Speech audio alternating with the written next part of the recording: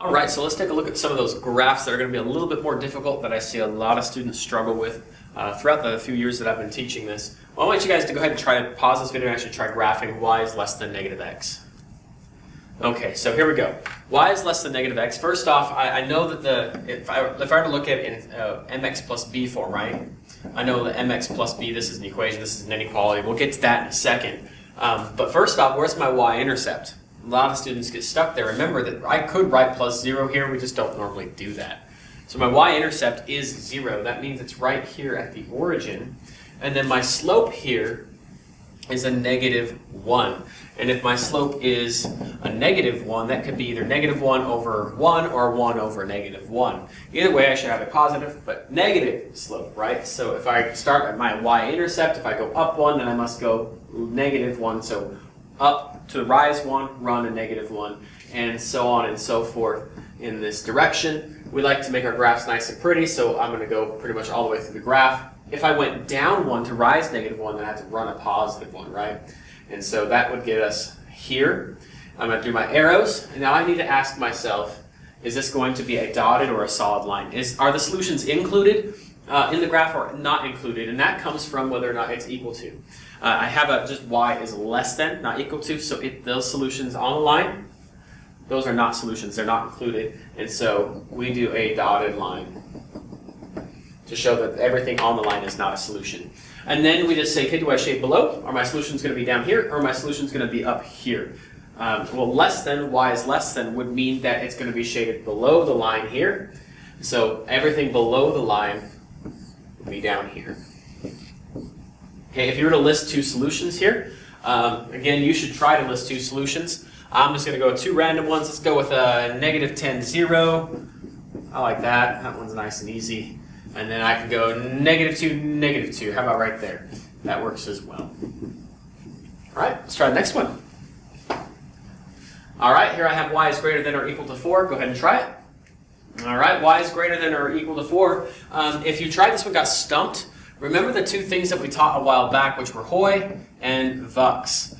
If you only have a y in your equation or your inequality, you're going to have a horizontal line with a 0 slope, because there's only a y in the inequality or the equation. If you had just an x in your equation, then it would be a Vux, a vertical line, no slope. So let's try y is greater than or equal to 4. That would be a slope of 0 and a y-intercept of 4. Okay, so so horizontal line, 0 slope. That's going to tell us that it's going to go somewhere like this. But before I start drawing my line, I need to ask myself, is it included or not included? The line is included because I have the equal sign, and therefore it gets a solid line, like so. All right, and then do we shade above or below that line? Well, it says greater, and so y is greater. We're going to shade above that line and say all of my solutions are up here. Well, what are two of those solutions? Let's go with two solutions up there. Pick any 2 points. So negative 2, 1, 2, 3, 4, 5. Negative 2, 5. That one works. Again, you might have a bunch of other solutions that you came up with. As long as it's within this shaded area, you're good to go. In this case, it could be on the line because it's included. Let's just do 0, 10. 0, 10 is also a solution. That would be right here. If you put any points down in this area, that would not be a solution. All right, let's take a look at this one here.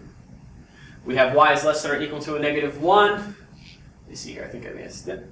Y is less than or equal to negative 1. Go ahead and pause the video and try this one out. Okay, this is another Hoy because there is no x. So I'm just going to be drawing a horizontal line. And then that horizontal line is going to go through negative 1 on the y-axis because it just has a y. It's also included because it has the equal to, so it's going to get a solid line, not a dotted line. And this one says less than or equal to, though. So less is going to be below, because less, all the smaller numbers would be below the line here. And then any 2 points within there would be a solution. So I don't know, let's go with 0, negative 3. 0, negative 3 would be right here. Or we could go, I don't know, 10, negative 10. I like that one. 10, negative 10 would be all the way, 10, negative 10 would be right there. And that's also in the shaded region, therefore a solution. All right, try this one out. Okay, here we have not a Hoy, because there's no y, it only has an x in there, so this is actually a Vux, a special case. It will have a solid line because it's included. and it's going to be shaded below because of the less than. So let's look at all that. If it is a vux, that means it's going to have a vertical line. That's going to be a vertical line like this. And depends on, it's not going right here, I just drawn a vertical line. That means that this vertical line is going to go somewhere on this graph. Where? Well, where x is 5. And x is 5 at 1, 2, 3, 4, 5 right there. So that's where my vertical line is going to go through. That's a vux. And yes, it is a solid line because it's included. Now, shading above or below is kind of weird on this one because there is no above and below. But ask yourself, what numbers are less than 5? Well, -4 is less than 5. -3 is less than 5. -2 is less than 5. 1 is less than 5. All these negatives as well, like I was saying, are also less than 5, right? Well, is 6 less than 5 or 7? No. So what way do you think I'm going to shade here? Where are the solutions? The solutions are to the left because left is less, right? X is less. So all your solutions are over in this area. And two solutions for that then would be, we could go with the origin right here at 0, 0. We could also just go with any other point in the shaded region. -1, 1. Why not?